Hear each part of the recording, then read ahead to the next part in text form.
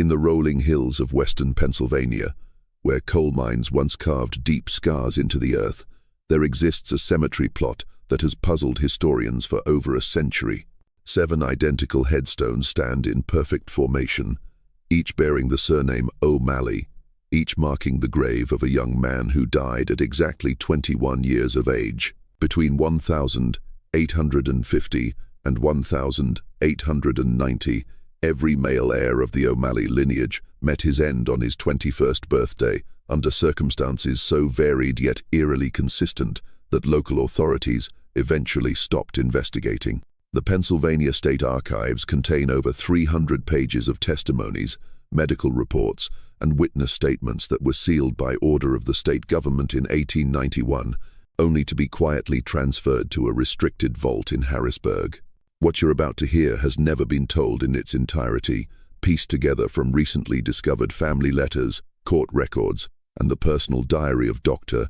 Ethan Cole, the physician who attended to 4 of these deaths and spent his final years obsessively documenting what he called the O'Malley curse. The truth about what happened to the O'Malley sons is far more disturbing than any supernatural explanation could ever be. Rooted in the harsh realities of 19th-century industrial America, family secrets that spanned generations, and a conspiracy of silence that protected the powerful while destroying the innocent. The year was 1849 when Seamus O'Malley first arrived in Millwood, Pennsylvania, a burgeoning coal mining town nestled in the Appalachian foothills. Like thousands of Irish immigrants fleeing the Great Famine, Seamus carried little more than calloused hands, an iron will, and dreams of prosperity in the New World. But unlike most refugees who arrived destitute and desperate, Seamus possessed something that would prove both a blessing and a curse. A letter of introduction from a mysterious benefactor in Ireland who had arranged his passage and promised him employment with the Monarch Coal and Iron Company. Millwood was a company town through and through, its dusty streets lined with identical wooden houses painted a uniform grey, its economy entirely dependent on Monarch's massive operation that employed over 800 men in a network of mines that honeycombed the surrounding mountains. The company owned everything from the general store to the church pews, from the schoolhouse to the cemetery plots, creating a sealed world where every aspect of life was controlled by corporate decree. Even the town's name was a company invention. The original settlement had been called Greenvale, but Monarch had rechristened it to reflect their vision of industrial efficiency over natural beauty. What made Millwood different from other company towns was the deliberate selection of its workforce. Rather than simply hiring whoever showed up looking for work, Monarch had developed a sophisticated recruitment system that targeted specific families from specific regions of Europe, particularly those fleeing political upheaval or economic disaster.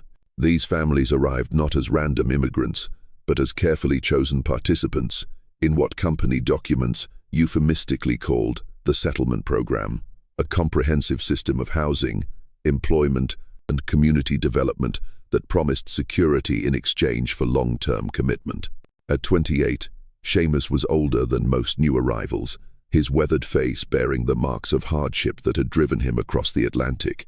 He possessed a sharp mind for numbers and an unusual ability to read and write in both English and Gaelic, skills that quickly caught the attention of John Bentley, Monarch's operations manager.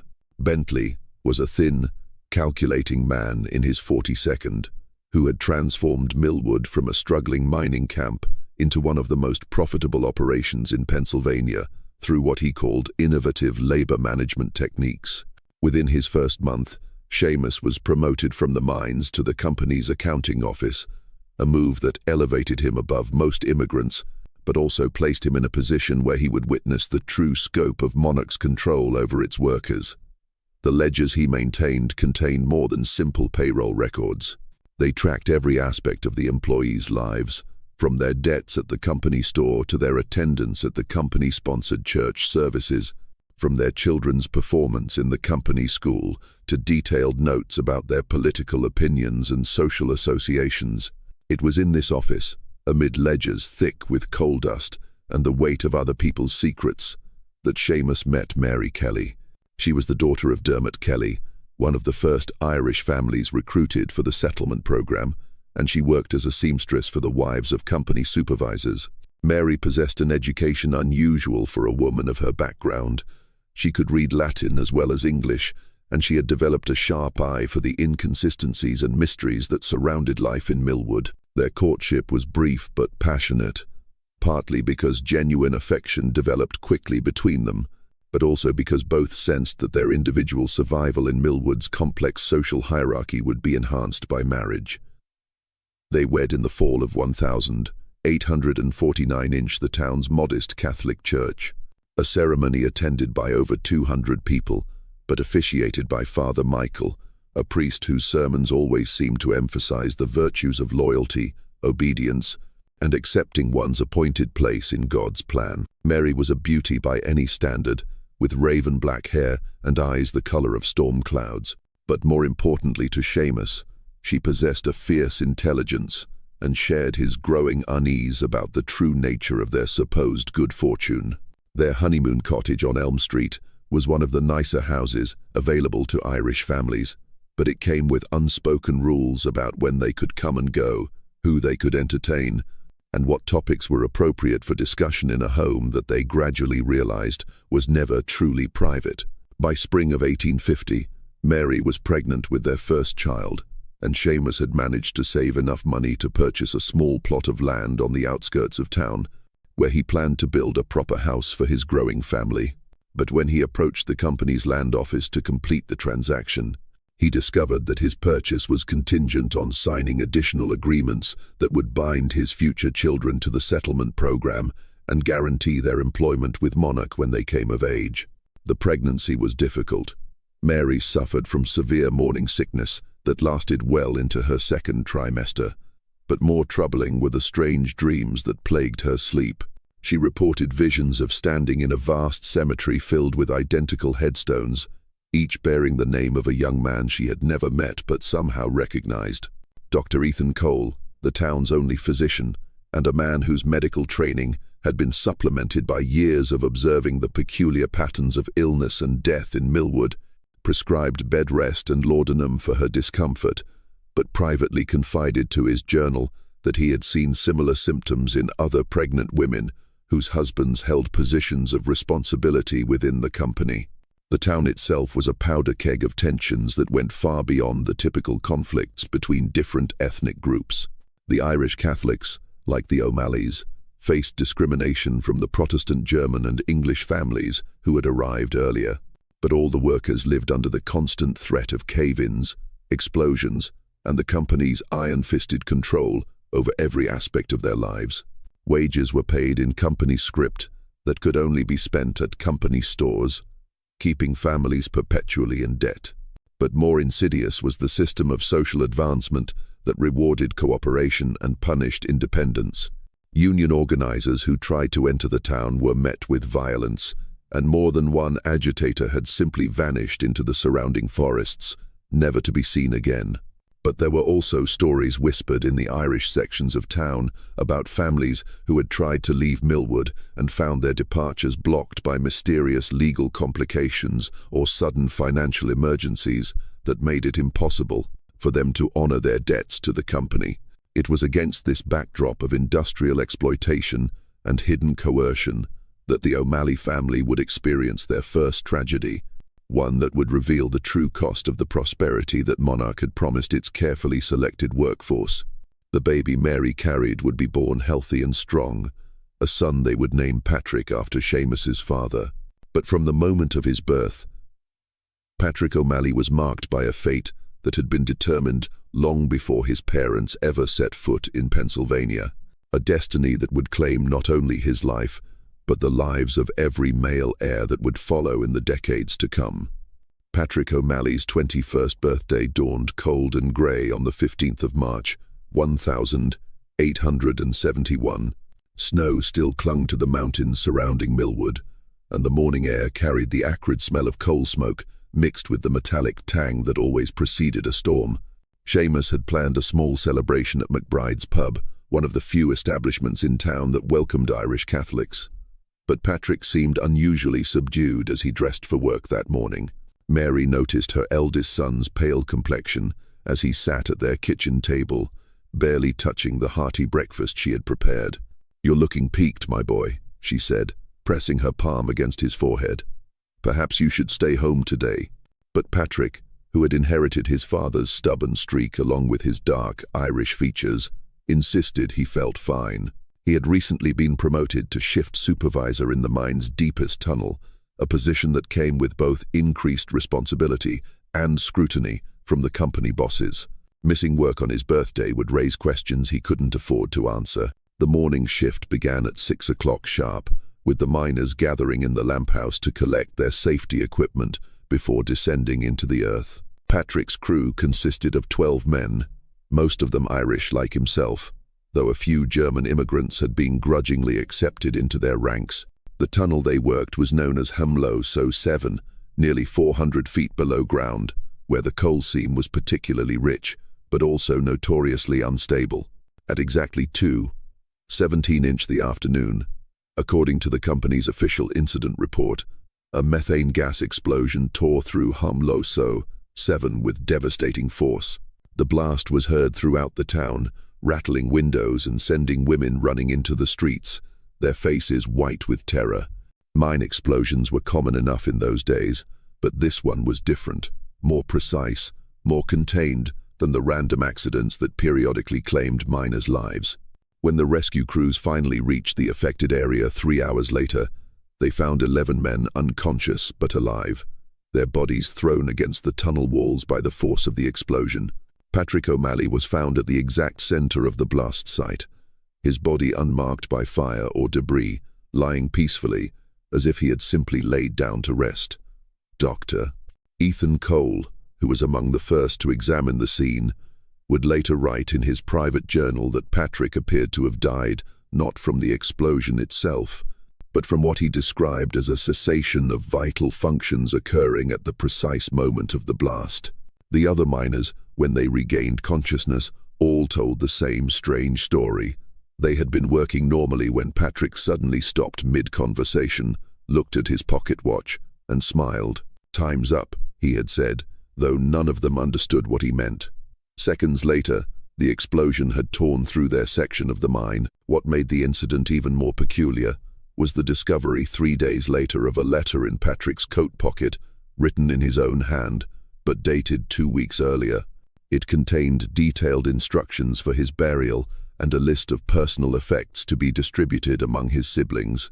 At the bottom, in his characteristic careful script, were the words, "The first payment is made. The debt continues with my brothers." The company investigation concluded that Patrick had somehow triggered the explosion through negligence, though they could never explain how a single man could cause such devastation or why he alone had died while his colleagues survived. Monarch Coal and Iron paid a modest settlement to the O'Malley family and ordered the incident report sealed, citing sensitivity to ongoing mining operations. But Dr. Ethan Cole kept his own records, and his growing suspicions about the true nature of Patrick's death would prove prophetic when exactly 5 years later, the second O'Malley son would meet his own appointment with fate. The death of Patrick O'Malley cast a long shadow over the family, but grief has a way of dulling even the sharpest edges of mystery, and life in Millwood continued with its familiar rhythms of work and survival. Seamus threw himself into his duties at the company office with renewed vigor, as if ledger books and inventory reports could shield him from the questions that haunted his nights. Mary aged 10 years in the months following Patrick's funeral, her once luminous hair now streaked with premature grey, her storm cloud eyes often distant and unfocused. But it was their second son, Thomas, who seemed most affected by his older brother's death. Where Patrick had been serious and responsible, Thomas possessed a reckless streak that worried his parents. He had inherited his mother's sharp intelligence, but lacked Patrick's steady temperament, often finding himself in trouble with the company supervisors for questioning orders or defending fellow workers against unfair treatment. In the years following Patrick's death, Thomas began asking uncomfortable questions about the explosion in Humlo So 7. He spent hours in the town's small library, poring over mining safety reports and newspaper accounts of similar incidents. He interviewed the surviving miners from his brother's crew, most of whom had since moved away from Millwood or found work in other trades, unwilling to return to the depths after what they had experienced. What Thomas discovered disturbed him deeply. Mining records showed that Hum Lo So 7 had been deemed unsafe by previous inspections, with dangerous levels of methane gas detected in the weeks leading up to the explosion.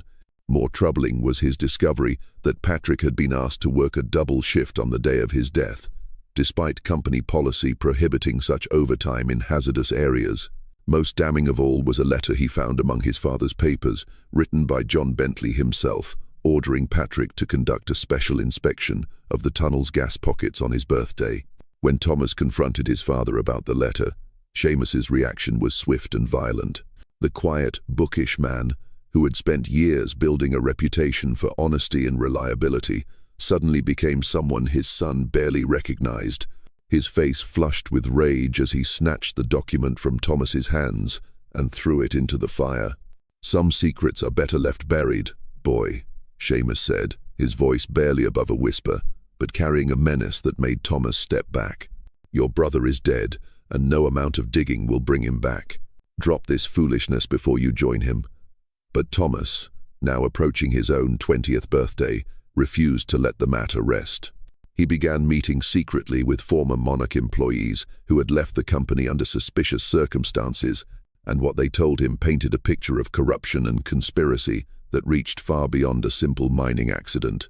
There were stories of union organizers who had died in accidents after getting too close to exposing safety violations, of whistleblowers who had simply vanished into the Pennsylvania wilderness, and of a secret agreement between Monarch Coal and Iron and certain prominent families in the region that ensured profitable operations at any cost. Most disturbing of all were the tales of what the older miners called blood contracts. Agreements made decades earlier that bound certain families to the company in ways that went far beyond simple employment. These contracts, according to the stories, required specific forms of payment that could only be satisfied through death. And the payments came due with clockwork precision, always on significant birthdays, always targeting the young men who might otherwise carry on their family names and challenge the established order. As Thomas's 21st birthday approached in the spring of 1876, he became increasingly paranoid and erratic. He began carrying a pistol and refused to work alone, insisting that someone was following him through the streets of Millwood. His mother found him one morning standing at his bedroom window, fully dressed despite the early hour, watching the sunrise with an expression of profound sadness. "They're coming for me, Ma," he said without turning around, "just like they came for Patrick, but I'm not going to make it easy for them." Mary O'Malley tried to dismiss her son's fears as grief and imagination, but deep in her heart, she felt the cold touch of dread. The night before Thomas's birthday, she knelt before the small shrine she had built in her bedroom, surrounded by candles and rosary beads, and prayed with a desperation that bordered on madness. But some prayers, she would soon learn, are answered in ways that bring no comfort, only deeper mysteries and more profound grief. The dawn of Thomas O'Malley's 21st birthday brought with it a fog so thick that the mountains surrounding Millwood completely disappeared, leaving the town feeling isolated and vulnerable, cut off from the outside world, like a ship adrift in an ocean of grey mist. Thomas O'Malley had made careful preparations for his 21st birthday, but no amount of planning could have prepared him for the chain of events that would unfold on that fog-shrouded morning of the 22nd of March, 1876. Unlike his brother Patrick, who had met his fate in the familiar darkness of the mine shafts, Thomas's death would occur in broad daylight, witnessed by dozens of people, yet remain just as inexplicable and disturbing. He had taken the day off from his job at the company's timber mill, claiming illness, and instead positioned himself in the bell tower of St. Jude's Catholic Church, which offered a commanding view of all the approaches to Millwood. Armed with his father's old hunting rifle and a box of cartridges, Thomas had transformed the sacred space into a fortress, barricading the narrow stairway with heavy wooden benches. Father Michael, the elderly priest who had baptized all the O'Malley children, discovered Thomas's presence during his morning prayers. The young man's appearance shocked the cleric. Hollow-eyed and gaunt, Thomas had obviously not slept in days, and his clothes hung loose on his frame as if he had stopped eating altogether. "Thomas, my son," the priest said gently, approaching with his hands visible and empty. "What troubles bring you to God's house with such weapons?" Thomas's response was rambling and desperate, a mixture of accusations and pleas that painted a picture of a conspiracy so vast and deeply rooted that Father Michael initially dismissed it as the ravings of a young man overwhelmed by grief. But as Thomas spoke, providing specific dates, names, and details that only someone with intimate knowledge could possess, the priest's skepticism began to give way to a growing horror. According to Thomas, his brother Patrick had not died in a random mining accident, but had been deliberately murdered as part of a grotesque ritual that bound the O'Malley family to Monarch Coal and Iron through what he called a contract written in blood. The explosion in Homlo-So 7 had been carefully orchestrated, timed to occur at the exact moment of Patrick's 21st birthday, fulfilling an obligation that had been established decades earlier. "They're coming for me today, Father," Thomas said, his voice breaking with emotion, "and when I'm gone, they'll come for Michael, and then for James and for little Brendan. Every son, every 21st birthday, until the debt is paid in full or until there are no more O'Malley men left to sacrifice." Father Michael tried to calm the young man, offering prayers and comfort.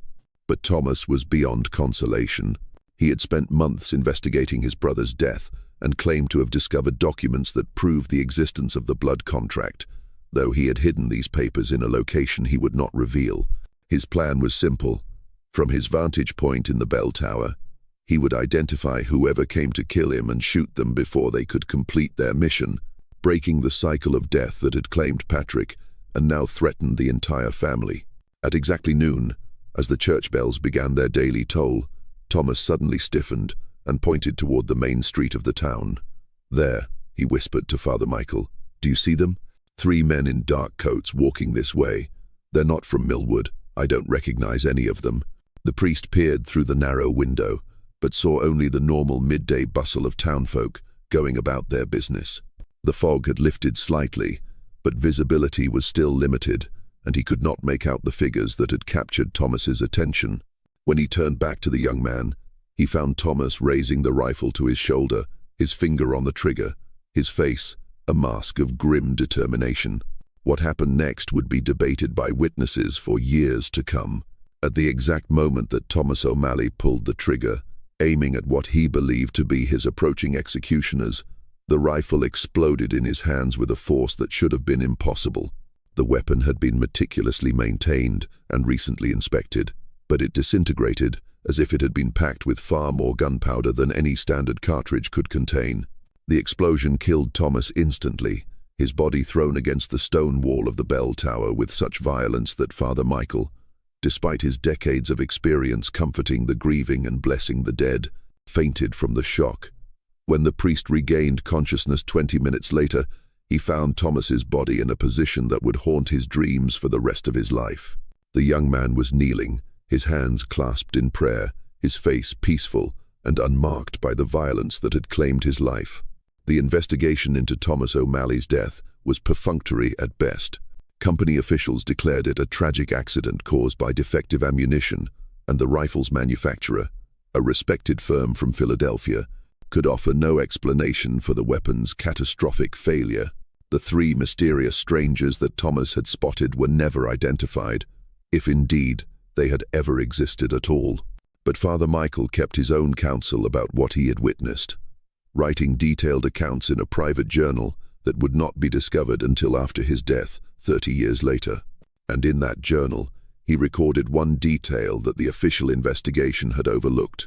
At the moment of Thomas's death, every clock in Millwood had stopped at precisely the same time, freezing the town in a moment of silence that lasted exactly 21 seconds before time resumed its normal flow. The death of Thomas O'Malley sent shockwaves through the tight-knit Irish community of Millwood, but it was the reaction of Seamus O'Malley that truly alarmed those who knew the family well. Rather than succumb to grief, as he had after Patrick's death, Seamus became a man possessed by a fury that bordered on madness. He stormed into the offices of Monarch Coal and Iron the morning after his son's funeral, demanding to see John Bentley and carrying with him a leather satchel that he clutched with white-knuckled intensity.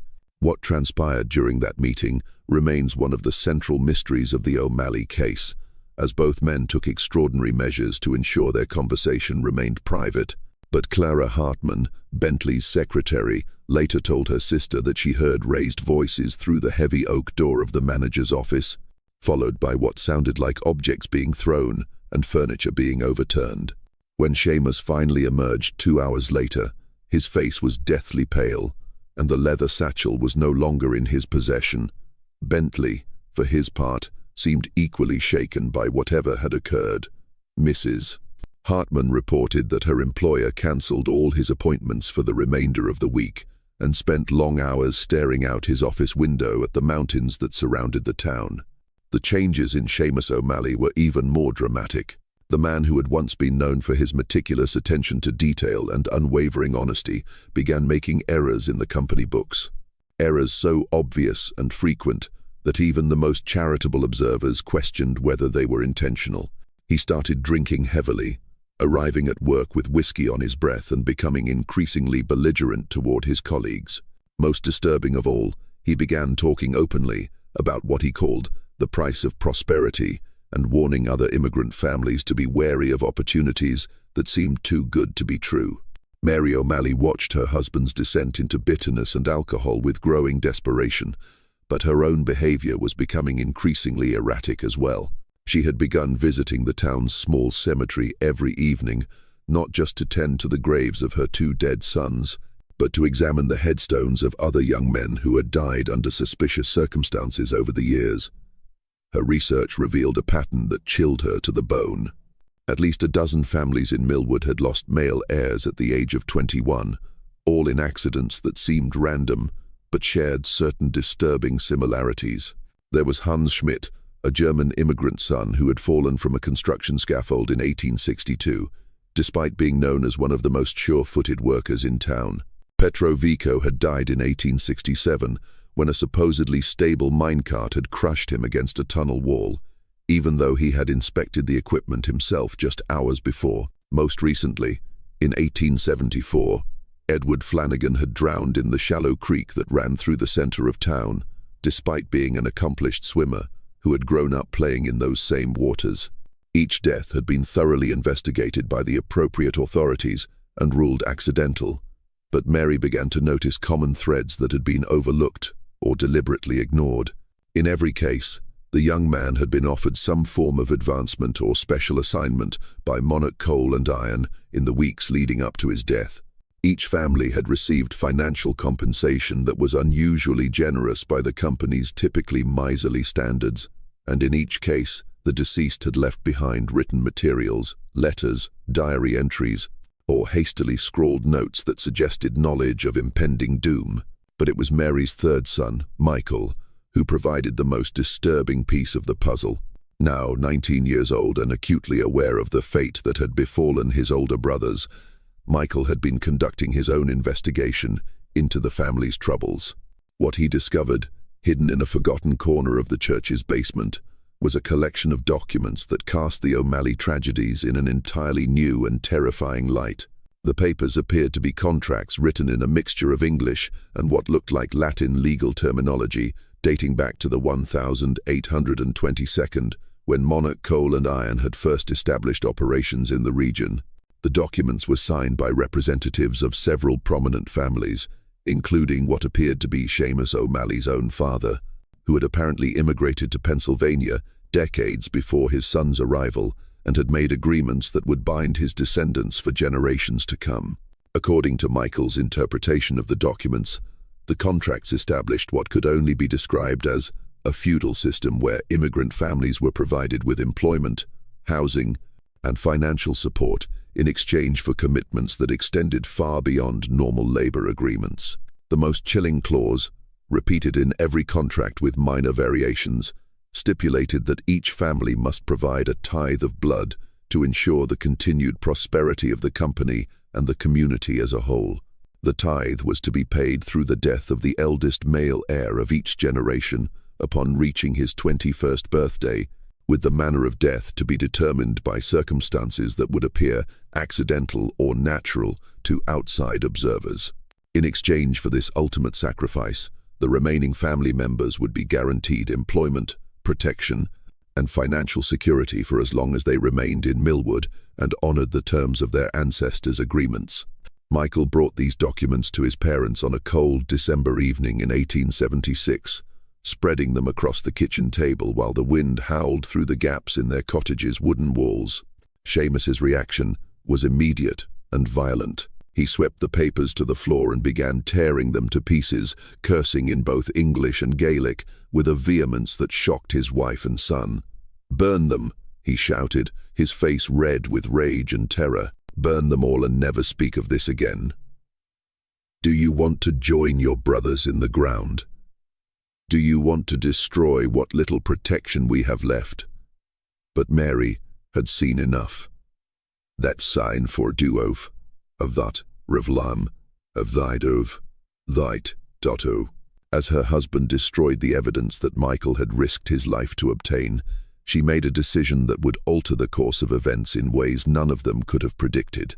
If the O'Malley family was truly bound by a contract signed in blood, then perhaps the time had come to renegotiate the terms of their servitude, or die trying to break free from chains that had been forged long before any of them were born.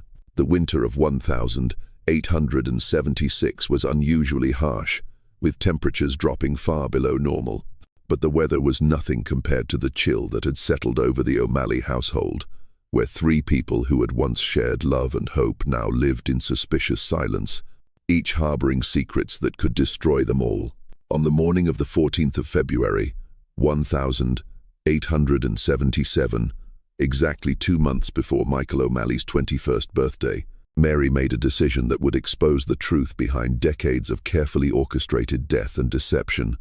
She had spent sleepless nights formulating a plan that was as desperate as it was dangerous, but the alternative, watching another son die to satisfy an unholy agreement made by men she had never known, was unbearable. Rather than wait for the invisible forces that had claimed Patrick and Thomas to come for Michael, Mary decided to take the fight directly to those responsible. She had carefully studied the patterns of the previous deaths and realized that each young man had died alone, isolated from potential witnesses or protectors at the crucial moment. This time would be different. Mary began by confiding in Father Michael, sharing her suspicions about the contracts and begging him to provide sanctuary for Michael in the church when his birthday approached. The priest, still haunted by Thomas's death in the bell tower, initially resisted her pleas. But when Mary showed him copies of some of the documents that Michael had found copies she had made in secret before Seamus destroyed the originals, his attitude changed dramatically. Father Michael's own investigation into the church's historical records revealed disturbing connections between the Catholic parish and Monarch Coal and Iron that dated back to the company's founding. The church's construction had been funded entirely by Monarch, and several priests over the years had served not just as spiritual advisors, but as witnesses to contracts and agreements that blurred the line between religious blessing and legal obligation. Most damning was the discovery of a ledger hidden behind a false wall in the church's sacristy containing detailed records of what were euphemistically called spiritual transactions. The ledger listed the names of families, the dates of their agreements, and the specific terms of their obligations, including the required offerings that each family was expected to make. The O'Malley entry, written in Seamus's father's distinctive handwriting, made explicit reference to 7 sons as payment for passage and prosperity. With this evidence in hand, Mary and Father Michael devised a strategy to expose the conspiracy and hopefully save not just Michael, but the other families who were still bound by similar agreements. They would need to convince the other victims' relatives to come forward, gather irrefutable proof of the systematic murders, and present their case to authorities outside of Millwood, who were not under Monarch's influence. But their plans were complicated by Michael himself, who had inherited his family's stubborn streak, along with a reckless courage that sometimes bordered on stupidity. When he learned what his mother and the priest were plotting, he refused to hide in the church or flee the town as they suggested. Instead, He proposed a counterplan that was as audacious as it was risky. He would publicly confront John Bentley and the other company officials, demanding that they explain the deaths of his brothers and formally release the O'Malley family from whatever obligations bound them.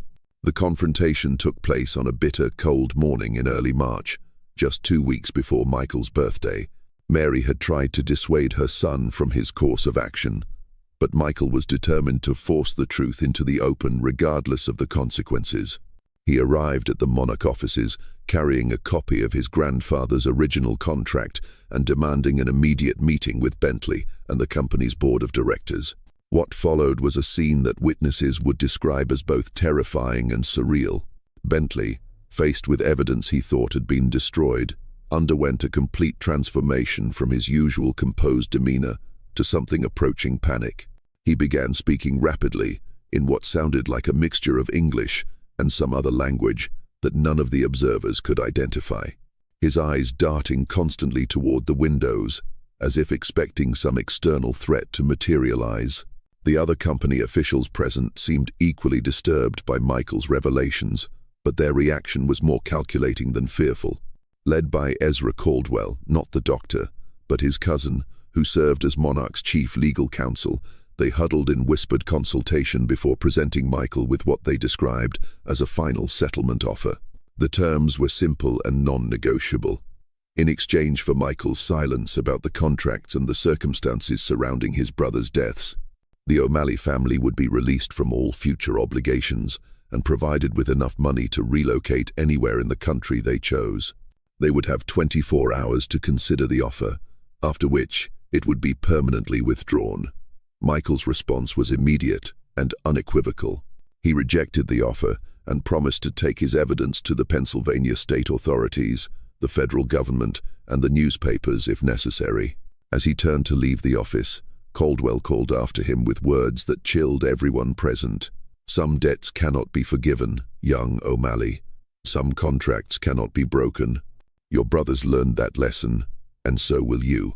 That evening, as Michael walked home through the darkening streets of Millwood, he was followed by 3 men in dark coats, the same mysterious figures that Thomas had spotted from the church bell tower a year earlier. But this time, Michael was not alone. Mary had arranged for several townspeople, including Father Michael and Dr. Ethan Cole, the physician, not the lawyer, to maintain watch over her son, creating a network of protection that would make it impossible for the company's agents to strike without witnesses. The next morning brought news that would change everything. John Bentley had been found dead in his office, apparently having suffered a massive heart attack during the night. His body was discovered slumped over his desk, his face frozen in an expression of absolute terror, his right hand clutching a half-written letter that began with the words, "The contracts must end," before trailing off into illegible scrawls. With Bentley's death, the carefully maintained conspiracy began to unravel with shocking speed. Other Monarch officials, fearing that they might be next, began confessing to their roles in what they described as a system of indentured servitude that had operated for decades with the tacit approval of local and state authorities. The contracts they revealed were not supernatural in origin, but were brutal examples of industrial exploitation that used superstition and fear to maintain control over immigrant families. The deaths of the young men, while technically murders, had been carried out through methods so subtle and sophisticated that they appeared to be accidents or natural causes. Patrick had been killed by a deliberately triggered gas explosion that was precisely timed and controlled. Thomas's rifle had been sabotaged with specially prepared ammunition that was designed to explode. The other young men had died through equally calculated methods that left no obvious evidence of foul play. But the most shocking revelation came from Dr. Ethan Cole's private records, which detailed his unwilling participation in the conspiracy. As the town's only physician, he had been forced to falsify death certificates and provide misleading testimony about the victims' deaths, all while secretly documenting the truth in his personal journals. His records revealed not just the methods used to murder the young men, but the names of the actual killers, a small group of professional assassins who traveled between company towns throughout Pennsylvania, carrying out similar accidents wherever immigrant families became troublesome or their sons reached the age where they might challenge the established order. Michael O'Malley lived to see his 22nd birthday, becoming the first male heir in his family to break the cycle of death that had claimed his brothers and so many others before them. But survival came at a cost that would haunt the O'Malley family for generations to come.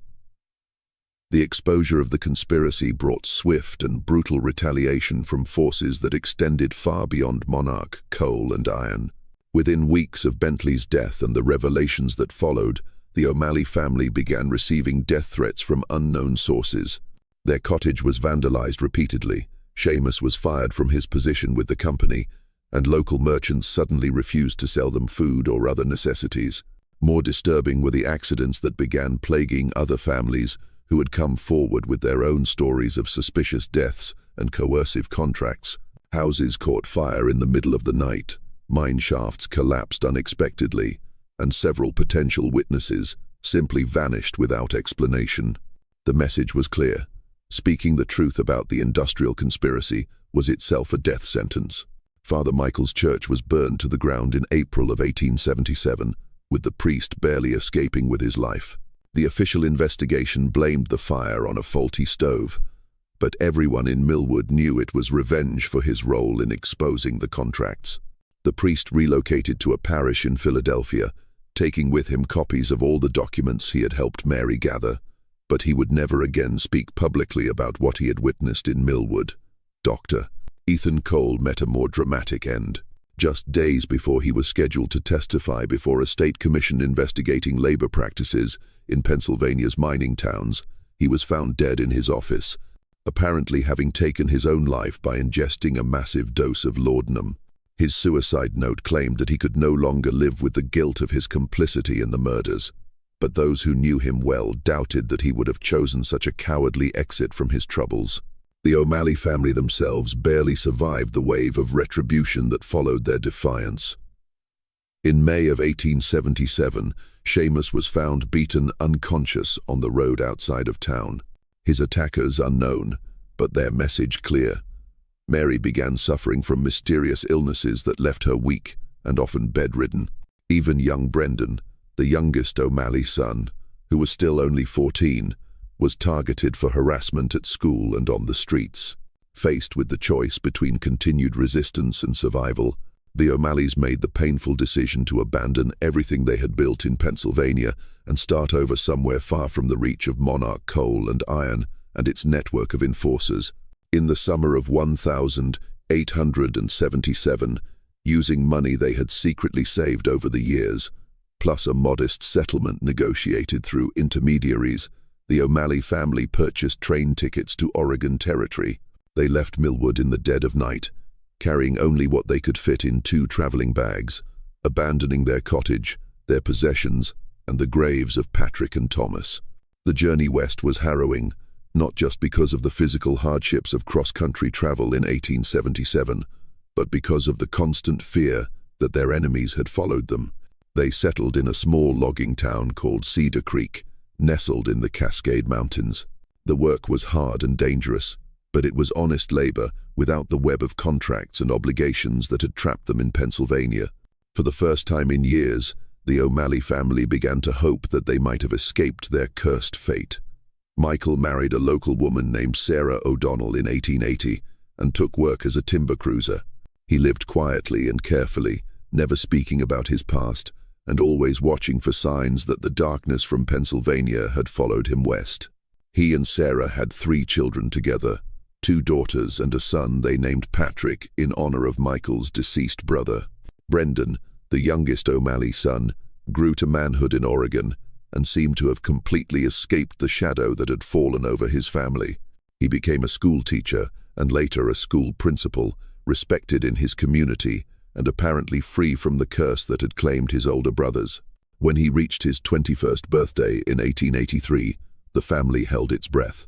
But the day passed without incident, and they began to believe that the nightmare was truly over. But the O'Malley family's relief was premature. In 1888, when Michael's son Patrick reached his 16th birthday, he began experiencing strange dreams and an overwhelming compulsion to research his family's history. Despite his father's desperate attempts to keep the past buried, young Patrick somehow learned about his grandfather's contracts and the deaths of his uncles, and he became obsessed with understanding the full truth about what had happened in Pennsylvania. The boy's obsession led him to seek out surviving records from the Monarch Coal and Iron conspiracy, and through a network of labor activists and journalists, he managed to piece together much of the story that his family had tried so hard to forget. What he discovered was that the O'Malley family's ordeal had been part of a much larger system of industrial exploitation that had operated throughout the eastern United States for decades, using immigrant families as disposable resources in the pursuit of profit. More disturbing was his discovery that some of the families involved in similar contracts had never been able to escape their obligations, even after relocating to other parts of the country. The industrial interests that had created these systems of control had evolved and adapted, finding new ways to maintain their hold over the families they considered their property. Young Patrick's investigations brought unwanted attention to the O'Malley family's new life in Oregon, and in the spring of 1890, just months before his 21st birthday, Michael began noticing the same warning signs that had preceded his brother's deaths. Strangers in town asking questions about the family, unexplained accidents involving people who had befriended them, and a general sense that they were being watched and evaluated by invisible observers. This time, however, the O'Malley family was prepared. Using knowledge gained from their previous experiences and aided by allies they had cultivated in the labor movement, they developed a strategy to protect Patrick that went beyond simple hiding or flight. They would confront their pursuers directly, but with overwhelming force, and in circumstances that would make it impossible for the killers to operate with their usual secrecy. On March 15, 1891, exactly 20 years after Patrick O'Malley Sr. had died in Humlo, So 7, his nephew and namesake celebrated his 21st birthday, surrounded by more than 50 armed supporters in the main square of Cedar Creek, Oregon. The event had been publicized throughout the region as a demonstration against industrial violence, and reporters from 3 different newspapers were present to document whatever might occur. The confrontation, when it came, was swift and decisive. 3 men in dark coats, the same type of professional killers who had stalked the O'Malley family for years, approached the celebration with obvious intent to harm young Patrick. But they found themselves facing not a single vulnerable target, but a crowd of angry loggers, miners, and labor activists who had been waiting for exactly this moment.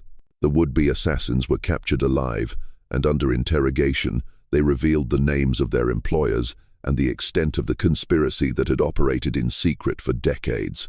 Their confessions led to arrests and investigations that exposed similar operations in 12 states, resulting in the prosecution of dozens of industrialists and the liberation of hundreds of families who had been trapped in systems of hereditary servitude. The final victory came in 1892, when the last of the original contracts was formally nullified by federal court order. The O'Malley family, along with all the other affected families, was officially declared free from any obligations to their former employers. The precedent set by their case helped establish new labor laws that made such exploitation illegal throughout the United States. Patrick O'Malley Jr. lived to see his own children grow to adulthood without fear, and the O'Malley name, which had once been synonymous with tragedy and mysterious death, became associated instead with courage and the fight against industrial oppression. The 7 graves in the Pennsylvania cemetery remain as monuments to the young men who died before their time, but they also serve as reminders that even the most entrenched systems of exploitation can be challenged and overcome by ordinary people who refuse to accept injustice as inevitable. Dr. Ethan Cole's journals, discovered after his death, were eventually published and became instrumental in exposing similar conspiracies throughout the industrial Northeast. His detailed documentation of the methods used to murder the young men led to reforms in mining safety, labor law, and the investigation of industrial accidents that saved countless lives in the decades that followed.